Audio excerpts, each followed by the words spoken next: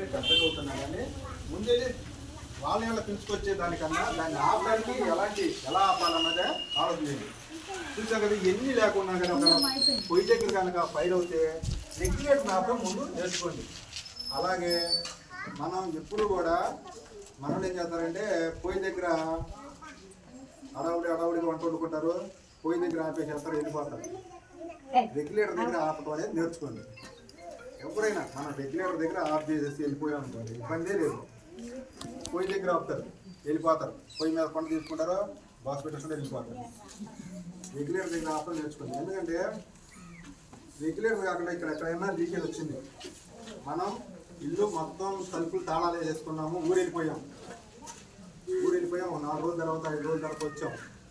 ఈలోగా ఎలికి ఏదో కొట్టేసింది అక్కడ పైప్ దగ్గర, లేకపోతే ఏదో లీకేజ్ ఉంది. మనం రంగాలు పరిగెత్తుకుంటూ ఊరికి వచ్చినా మళ్ళీ పంపించి రంగాలు వస్తాంతో వ్యవస్థలు దిగాలి. ఏం చేస్తాము? తెలంగాణ లైట్ ఇచ్చాము. అప్పటికే దీంట్లో ఉన్న గ్యాస్ అంతా ఆ గది నిండా వ్యాపార రూపంలో వ్యాపించి ఎప్పుడైతే నాకు తగినంత వేడి అందుతుందా, ఎప్పుడు కాలిపోదామా పేలిపోదామా అన్నట్టు ఉంటుంది అనమాట. ఎప్పుడైతే నాకు తగినంత వేడి వస్తుందా అని లైటర్లో అనుకున్నామే మన కంట్రీకి కనపడినంత స్పాక్ ఎలా వస్తుందో